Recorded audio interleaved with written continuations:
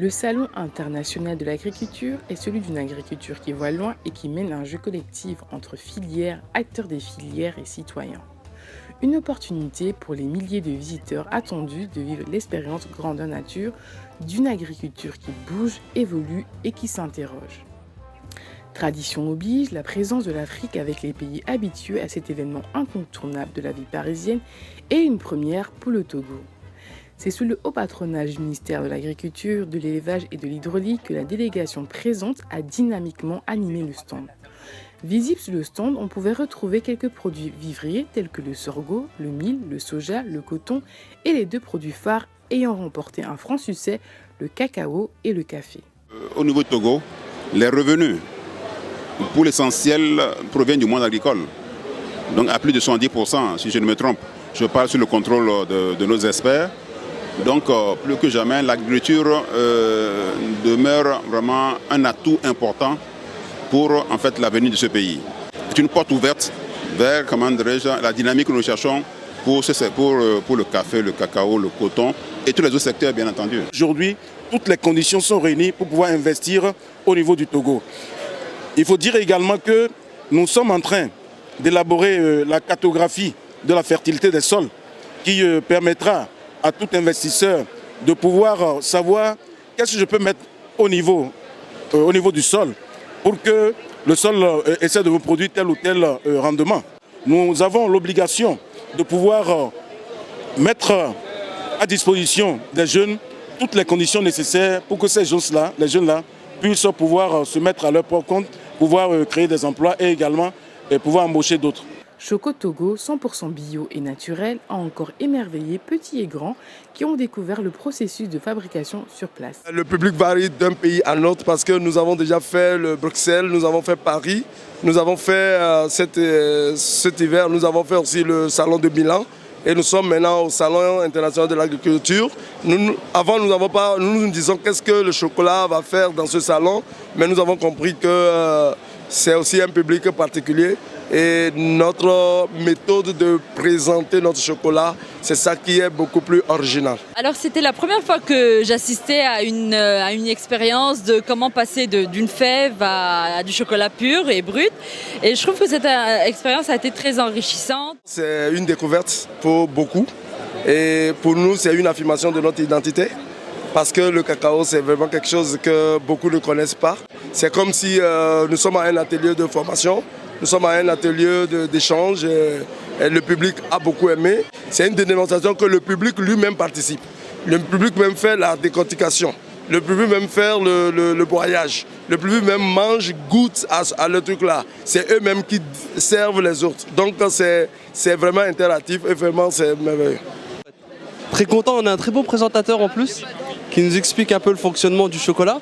Ce qu'on ignore complètement parce que nous on les voit...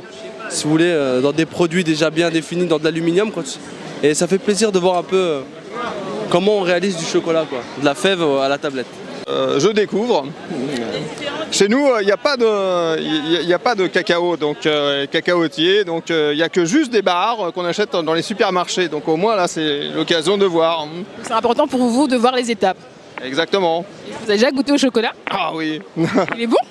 Il est bon. Est-ce que vous ressentez le goût aspect bio? Oui, sans le sucre, c'est encore meilleur. Les petites graines, c'est vraiment très bon.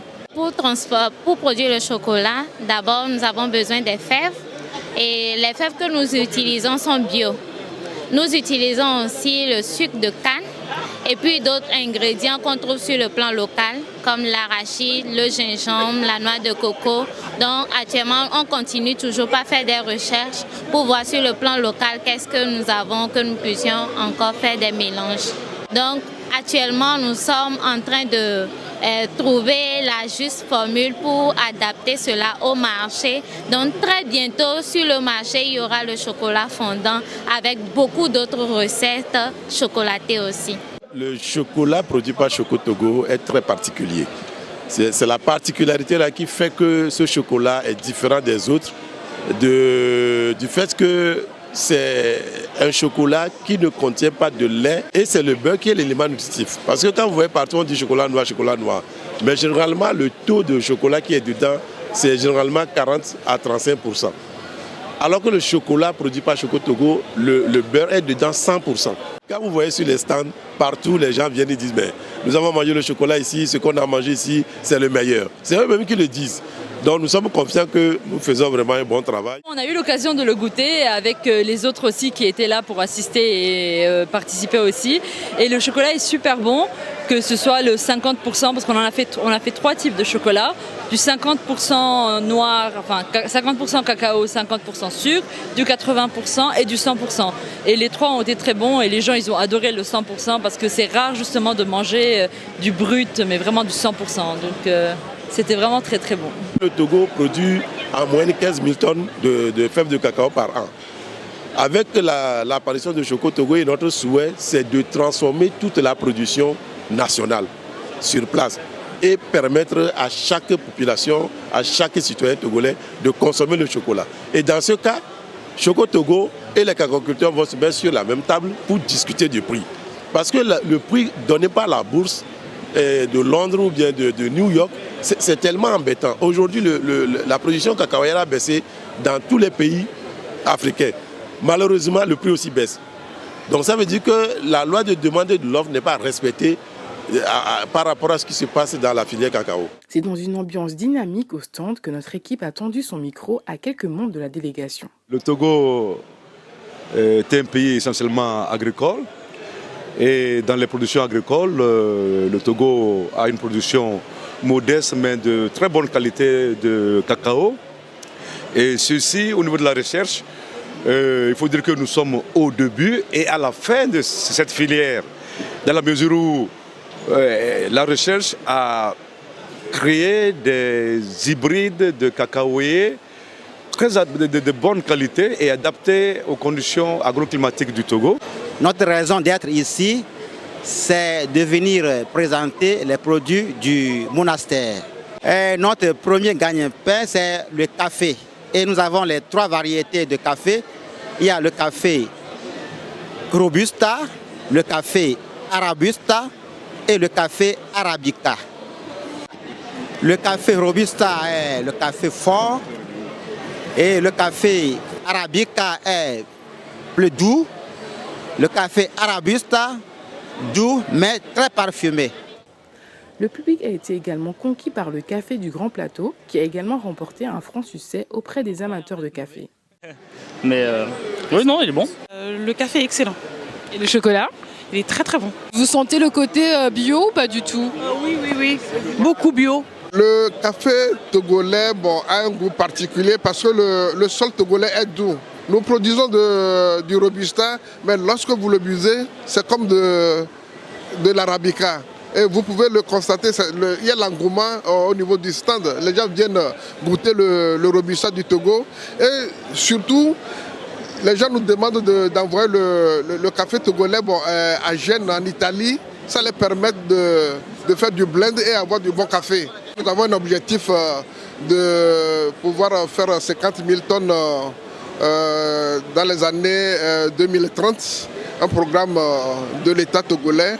Et il faut continuer à travailler de façon à atteindre cet objectif. Le café torréfié que nous avons exposé, que vous voyez à côté, et ça fait partie des exigences du gouvernement pour que tous les produits de rente soient transformés à la base, afin d'avoir un plus-value.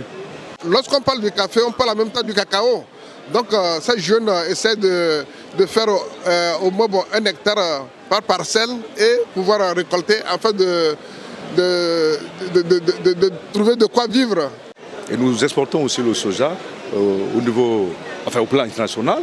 Et à ce niveau aussi, la recherche est appelée à sélectionner et à mettre à la disposition des producteurs des variétés les plus adaptées au milieu, à l'environnement togolais et les plus productifs possibles.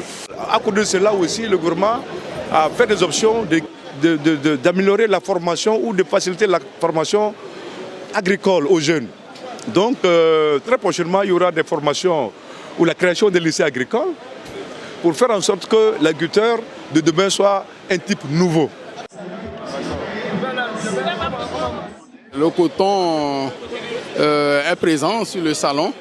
C'est pour montrer à tous les passants, tous ceux qui viennent au salon, les différents types de qualité, les types de ventes que le Togo produit et les exposer et voir comment mieux les valoriser.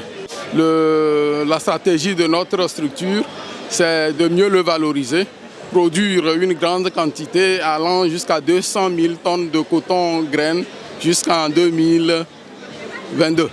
Le coton au Togo fait vivre plus de 300 000 familles de producteurs et le coton a une part très importante dans le PIB en matière agricole pour l'exportation. Ayant remporté un franc succès, le Togo nous montre et nous confirme sa place dans la cour des grands et nous donne rendez-vous pour la prochaine édition et nous promet de nombreuses surprises. Pour tous ceux qui n'ont pu venir cette fois-ci, je les invite les prochaines fois à venir, notamment sur le stand du Togo, pour découvrir l'agriculture togolaise biologique et goûter les préparations qui sont faites avec le sourire ici. L'engouement exprimé par les uns et les autres et par les organisateurs même du salon, parce qu'ils ont reconnu bien entendu que le Togo, quand même, pour sa première expérience, a été une expérience exceptionnelle. Donc déjà, ils nous ont envoyé un signal très fort pour nous indiquer qu'ils nous attendent encore l'année prochaine. L'année prochaine, nous ferons encore plus.